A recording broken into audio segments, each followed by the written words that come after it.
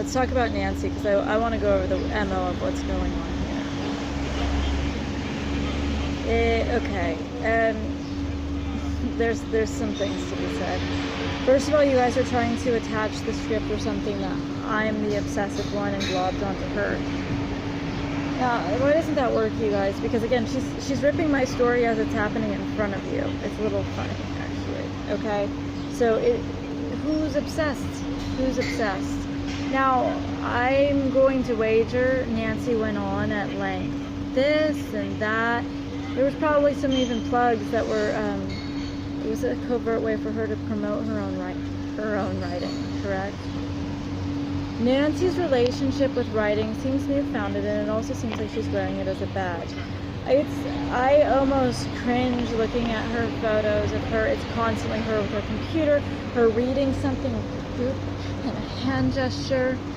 Now, you guys are aware that I went to the tannery like every week. You know this as facts. Do I have these photos up? Why? Because I'm living it.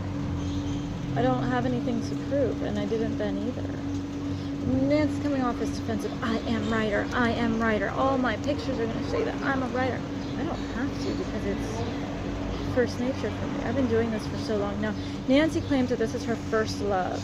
But what's funny is on her Facebook it says, writing is my first love, but I'm a dancer at heart. But on her interview, she said she became a poet 2 years ago. First love? That's very late in the game to have a first love, wouldn't you say?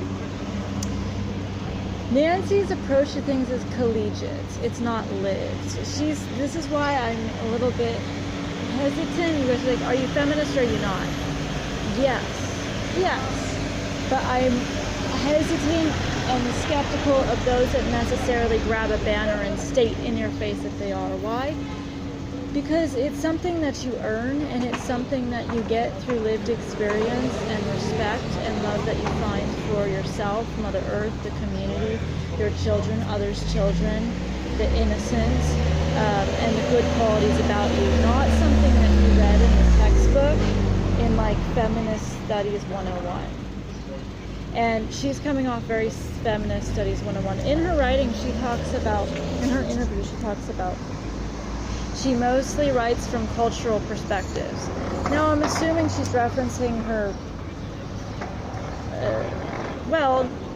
frankly, barely noticeable, I'm not saying she can't have an Asian background, but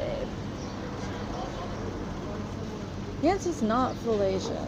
So her amount of oppression is probably far less from someone who's getting told to get back on the boat. They wouldn't even know which direction her boat is going, and yet she's constantly, I'm from fucking Orange County.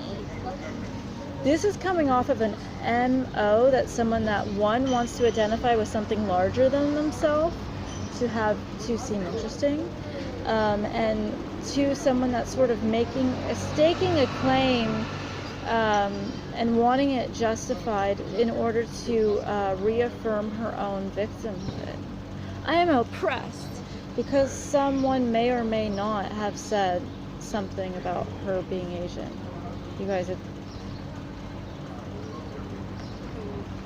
hair's wavy. And as we've gone over, SS would be Asian hair. If she had two Asian parents, she'd have straight hair. For just example, okay, you guys. So she's very much identifying with these things and being the oppressed woman, this is what she's talking about, and being culturally oppressed off of things that may or may not be a big deal. I don't know. So this is showing an MO of someone who wants to stake their claim as victim, glob onto a concept that sort of gives them some depth or something to claim, something to victim. And someone that wants to conquer that by being heard instead of necessarily living it, being the example through living it. Okay? If we were to compare our writing, this is why I'm very miffed that you chose her of all the writers out there that you could have chosen. Her stuff comes off as, it's a bit generic. Her best lines come from me. And actually, the cover of her book, it sort of speaks unto itself. It is. Have you ever heard the expression, "This person is an island unto themselves"? It's pretty generic, right? And that is her book cover. And the only interesting thing about it is the coconut shell. Huh. That says it all right there. Now you look at her poems, and there's not actually a harmony or a rhythm to it. You look at mine, you can kind of tell, and it might take you to twists and turns, but there is a harmony, and there is some way that it fits. And usually I do something that you'd have to be a little keen on reading to understand, but I'm good at folding it into itself. She's just cherry picking words and shoving them places with no real context or direction, and there is no real rhyme or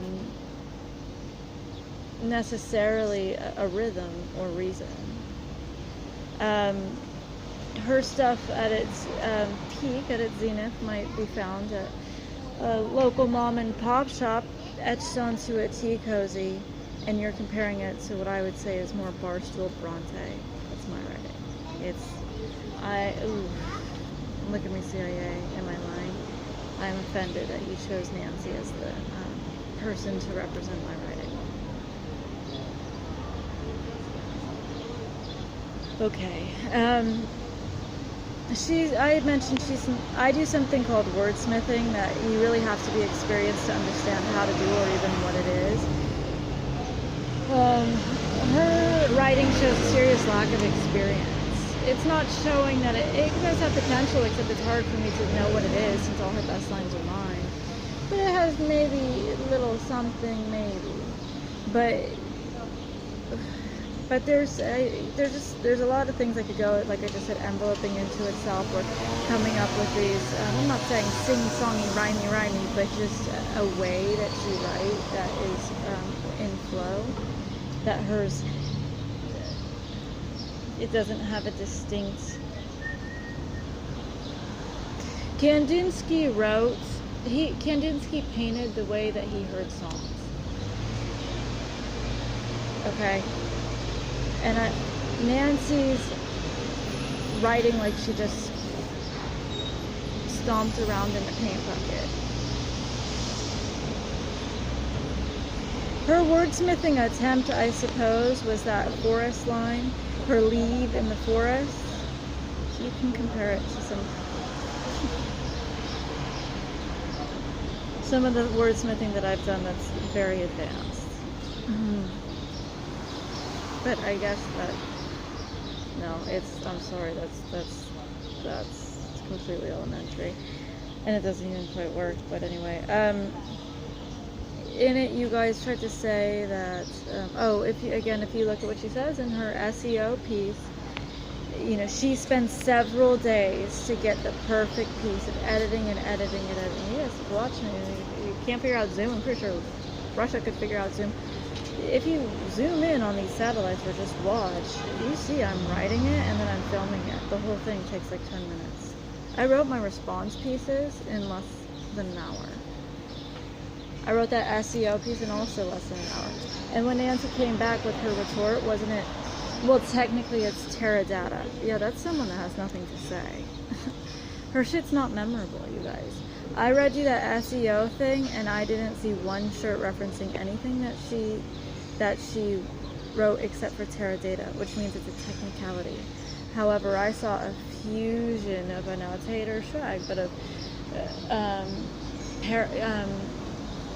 palm fronds and this and that in reference to what I wrote, the tropical mimicry. But she remembers the line.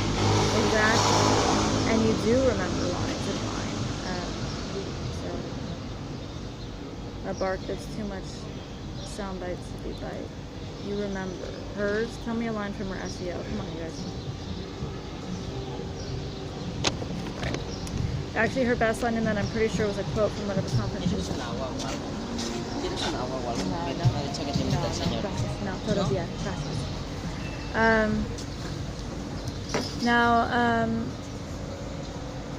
Angela, now I think you guys are trying to attach that I have an MO of an obsessive person. I'm not obsessed with her.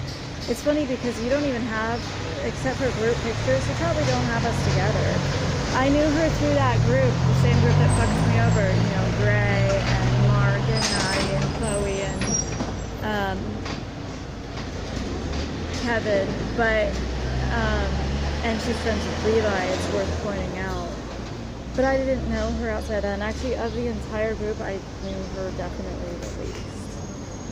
And that's why, so when Angela says, so what's Nancy really about anyway? Now, if I'm obsessive, I'm going to have one of two reactions. I'm going to revel in either one. Either one, I'm going to go off spouting sonnets and all these details of everything I know about her because I'm obsessed with her. Oh my God, and just be so excited that someone actually asked a question that I wanted, right? Because you'd have an excuse to talk about what you really want to talk about.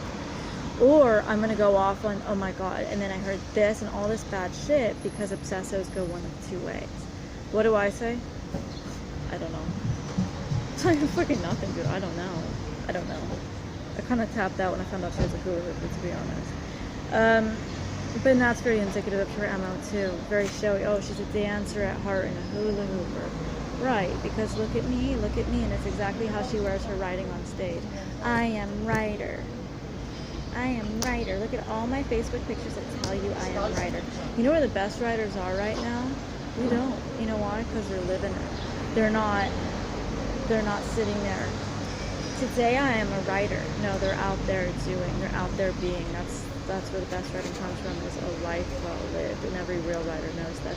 She's talking about woman rolling and rumbling. Rolling where? She was in Long Beach this entire time until she just recently this year moved to Spain. Rolling where? It's also indicative of someone who had to return to her comfort zone, probably out of insecurity. Okay, and then she's talking about all alone, and yet she's not alone. She's seldom alone. She has housemates. She has her writing group. She has other people she works with. It's seldom alone. So, and also indicative of someone who might not be able to be that brave. The last thing is, she kind of misses the whole point on multiple junctures, even with her own writing. In her SEO piece about humanized content, what does she do? She writes for exactly what she tells you not to do. She says the only 10% of what you write is going to be read. So, you know, don't write for word count. And she writes this long, redundant piece, and it's supposed to be about humanized content, and yet none of it is humanized. It doesn't make you laugh. It doesn't make you upset. It doesn't make you emote at all. It doesn't really tell stories. It's very blah, and it was painful for me to even write it the first time. I didn't even read it the first time because I go, you're like Terra Data, and I'm like, that's how little I read it, you guys. And I swear to God, even though I was supposed to do a retort for the entire world, I was like, Jesus Christ, I don't want to be reading this right now. It was like, it's just very, very boring, and it doesn't have to be that way. And in that thing about her SEO writing, she goes, you know, a piece can be one thing. It can be funny, or it can be this, or it can be that, but seldom is it all of it. You've seen quite a few examples with mine where if you look at my blog or something, there'll be like a story to emote. There'll be funny things. There'll maybe be something a little dark or sad to make you emote in some way.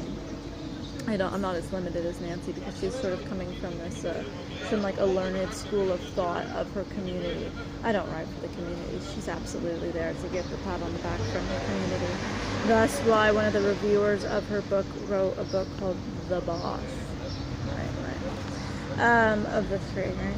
Okay, so, and then also another example of her missing the whole point. She's paid to steal my writing, correct? And yet, she sort of missed the whole point. The assignment was to fool you into taking things that possibly I said or possibly what she said. And instead, she ripped off your team's shit. Rolling Stones and, you know, whatever, Coconut. And she's ripping off what you guys are wearing and calling it her own. And that's why I think she is actually crazy. So this is just some things to look at as you're analyzing the God-forsaken comparison. Oh, and again, am I lying or she? Now she'll probably go off for like 40 seconds. No, I mean 40 minutes while holding up her own book. Buy it now. Amazon today. It's just she's using it for plugs to get her own shit sold.